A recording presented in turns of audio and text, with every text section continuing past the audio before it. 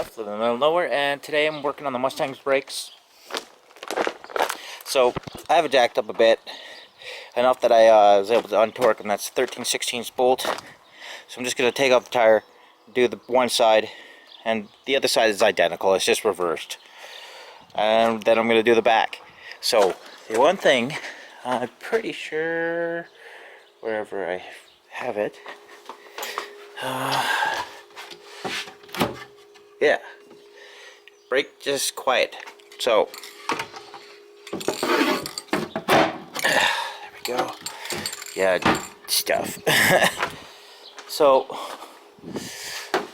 I'm gonna need that, and I'm gonna need cardboard to paint on. So stuff that I paint with the '69 Mustang's parts. So I'll just have that there, and I'll grab my brakes, which are over here. These ones, I know these are the heavy ones, because that'll be the front, because the front are bigger than the backs. All I'm gonna do is I'll be coating the back sides. Obviously you don't coat the insides, and that's it. That's all you do with the brake quiet. Alright, let's all pull it off. Okay, so with the front caliper, it's very simple. Like, they're pretty big, obviously. It's Bravo brakes. Okay, that's a 15 mil. There's only two of those bolts. That other one down there at that part there, and this one. Okay, so at first, I'm just gonna take the wrench. I'm gonna unbolt it. Just try to get in for the torque.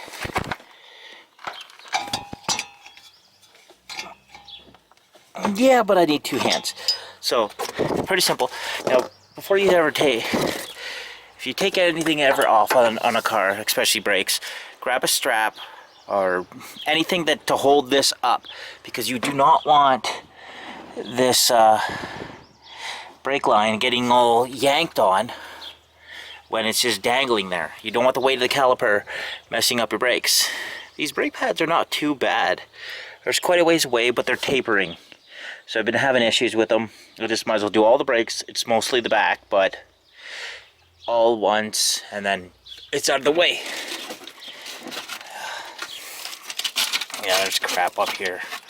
But yeah, that's what you gotta do. I'm just take off that caliper now. There's the two bolts. Somebody put Loctite on these, and a lot. That was a bitch to get off, and I smacked my knuckles. It burns more than anything, but it's just like I punched the ground basically, because I was trying to take the bottom one off.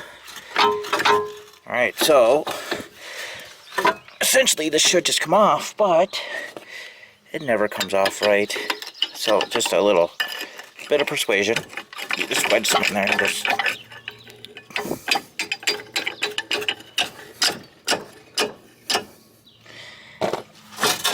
There we go. Alright, so the brake pads are not too bad, but I'm gonna try to hook this in here. Nope, ow, it's starting to hurt my leg.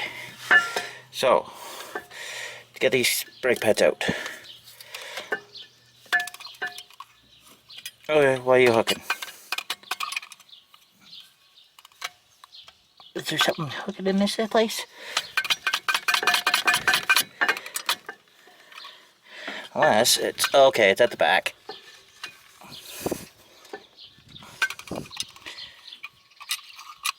Yeah, okay. So that's the safety mechanism on these Bravo brakes.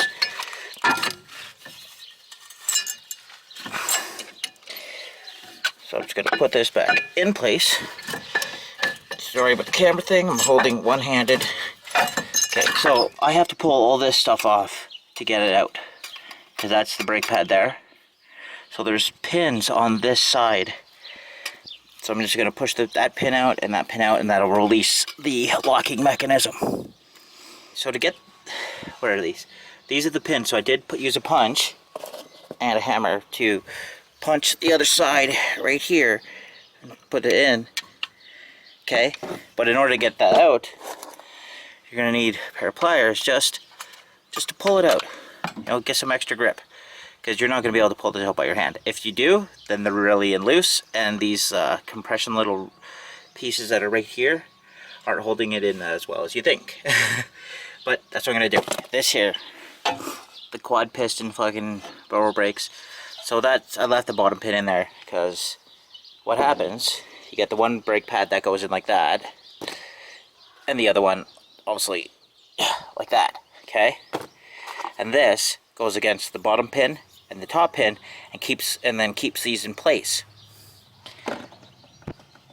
So in reality, you gotta put like a brake pad in, and it sits in there, and that's it. That's all it does. It just sits in the one place. Move that over a little bit, put the other brake pad in, then put that bottom plate in, and then you do the top part. One at a time. I hate forgetting shit. So this is the Brembo brake thing. That's because it's the brake quiet, and it's because it's still a little wet, and I'm okay with that. That you need to put these plates back in. So I can tell that's the big one, and the big one is there. So that's on the wrong plate too. That has to go on this one.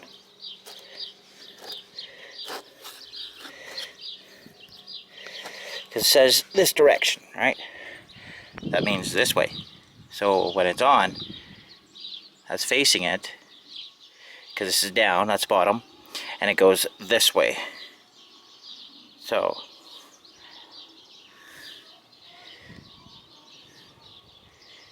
no, that's upside down. Aha! Okay, I'm a dumbass. It was the original one. There we go. Alright, that's how they go. So I put the brakes in, but the problem is I didn't compress the pistons. Okay, it was pretty simple to put that in. You just gotta press up on this plate here once you put the second one in. The first one's easy. You just put put it through the two brake pads, then you put the plate in, and then you press it up, and then you gotta make it work, kind of thing, because you gotta press in from here, and that goes all the way through, but you gotta push on that. As you can see, like, it starts a little off, but yeah, it'll take a little bit. I gotta pull that, damn bugs, pull it apart and compress those pistons. So backside, obviously tires a little wider, but it's the same shit. Okay, I don't need to show you that. 15 mil, 2 sockets, identical to the front. It's just, it's smaller. And these are dual pistons, or no, single pistons. My supervisor here is getting a little grumpy. Asav, getting all grumpy? A squirrel or something? You weirdo. Yeah, so just gotta take this off. I already have the other brake pads for there, because I'm just doing the driver's side, just so you can see, because otherwise I'm not gonna do front, and then back. I want to get this done so that way, you know, it's easier to get the video out of the way. Alright, get it off. Note, when you're in here, okay, there's little clips that hold your brake pads in, okay. The brake pads, they're pretty shot. Like, there's a bit left, but they're tapering a bit, and all they do is just go in like that. So the one with the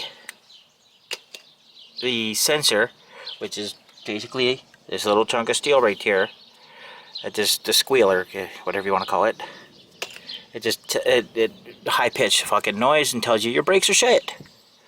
Okay, so this just goes in here and just sits in on that, and then you just put your brakes in. But I have to compress this first. Now the funny thing is it's not that easy to compress, so I'll get it done. As you can see, there's a brake fluid pile all over the place. So I had to take this off, so I disconnected that, had to take this off, and all the other stuff, so the spring comes off. That's easy. You just pull up that there and pull it away from it, and then it'll pop out. This, you just take off this clip. It's just pushed underneath the top piece, not the bottom plate itself. And then you just take another screwdriver to go right in that little hole there and just press it off. It's so easy to do. That's just your sensor piece here for the, if if you can see that there, that is your ABS. Okay, I had to take this down into my 12-ton shop press in the basement, and well, I didn't have that filling up. I had a can that's under the hood, and I had the top open, so I just let it keep fucking draining. And all I did afterwards, I put this back in, but I left this wide open because eventually gravity just pushed it up and it self-bled. It's that damn easy. I'm literally just threading on the 15 mil bolts to the back. But yeah, no, I've bashed my knuckles. I've done everything. I'm pretty much had it. I don't like working on my car if I have to. I like working on it if I want to. You know, the necessity to fun, 90% of the time we're always working on it because we have to. Well, that's how you keep your shit maintained. Okay, so I'm Duff, Saf's inside, and that's how I did my brakes on my 2011 Mustang GT. Obviously, I just did the driver's side, the passenger side. It's going to be the exact same. If you run into problems where you have it being a pain in the ass, where it doesn't want to go, this here will bend. You see how that's bent? Go get a fucking real press. I used it for the pistons, but bird just dropped some shit down here. Look at that shit. Yeah, because those little C-clamps ain't gonna do shit if it's seized. What I did was just save myself probably about $200-300 because trying to find this is common, but it's still at Ford or somewhere else. It's expensive. Might actually be cheaper, maybe like a 50 or 60 bucks, but I still don't have to wait for my car to be down for that long, and I can get this done. And also the video comes out. But like, subscribe, comment, let me know what you think. That's a good idea to do it, but remember to leave this bled open when you fill this, put this back in to fill the caliper on its own. And you just watch the bubbles until it literally takes maybe 5 minutes. So you can be putting this back together while it's doing that. Just make sure this is in the up position. Like, that's down and that's gravity, so gravity feeds back up. And make sure your cap of your brake fluid thing is open. Okay? You have to have that open to maintain that flow. Otherwise, you're going to have bubbles in your line. I might have a bubble, but I can bleed it later on. I'll get my friend to help me out that, get her to push the brakes and shit like that. But like always, have a good one.